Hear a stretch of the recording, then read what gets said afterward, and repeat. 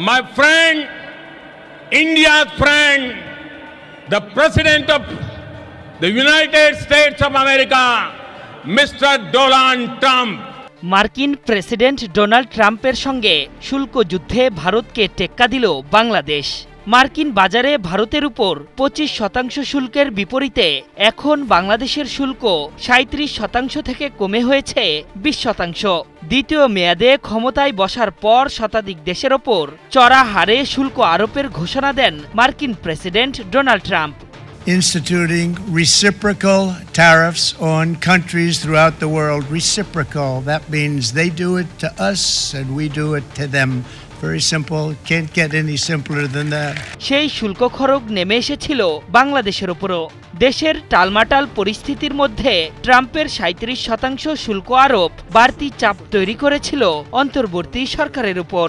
তবে সেই যুদ্ধে অনেকটাই জয় পেয়েছে বাংলাদেশ, এ কথা এখন বলাই যায়। দীর্ঘ আলোচনার পর নির্বাহী আদেশে 17 পয়েন্ট কমিয়ে বাংলাদেশের উপর 20% শুল্ক আরোপের সিদ্ধান্ত নিয়েছে মার্কিন কর্তৃপক্ষ।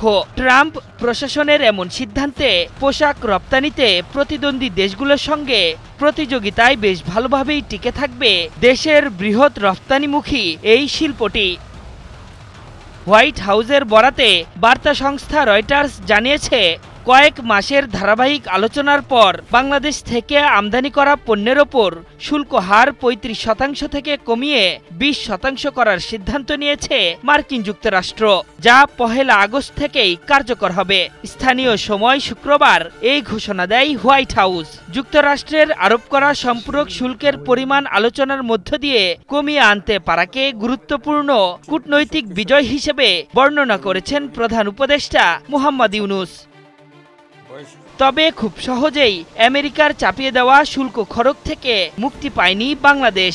গত 2 এপ্রিল দেশের ওপর 37% শুল্ক আরোপ করে যুক্তরাষ্ট্র। মার্কিন প্রতিনিধির সাথে আলোচনার মাধ্যমে 7 জুলাই তা কমিয়ে 35% আনা হয়। এরপর থেকেই বাণিজ্য ঘাটতি কমিয়ে আনতে বিভিন্ন পদক্ষেপ নেয় বাংলাদেশ। মার্কিন উড়োজাহাজ নির্মাতা কোম্পানি বোয়িংয়ের কাছ থেকে 25টি উড়োজাহাজ কেনার সিদ্ধান্ত নেয় ঢাকা। সেই সাথে আমেরিকা থেকে গম, সয়াবিন তেল ও তুলা আমদানি বাড়ানোর উদ্যোগ নেওয়ার ঘোষণাও দেওয়া হয়। মূলত বাংলাদেশের এসব পদক্ষেপের পরই শুল্ক ইস্যুতে কিছুটা নরম হয়েছে হোয়াইট হাউস। বর্তমান বিশ্বে পোশাক খাতে বাংলাদেশের সবচেয়ে বড় প্রতিদ্বন্দ্বী দেশ শ্রীলঙ্কা, ভিয়েতনাম, পাকিস্তান ও ইন্দোনেশিয়া। দেশগুলোর উপর যুক্তরাষ্ট্রের শুল্ক হার 19 থেকে 20% মধ্যে। এর ফলে পোশাক রপ্তানিতে বাংলাদেশের প্রতিযোগিতা সক্ষমতার কোনো ক্ষতি হয়নি।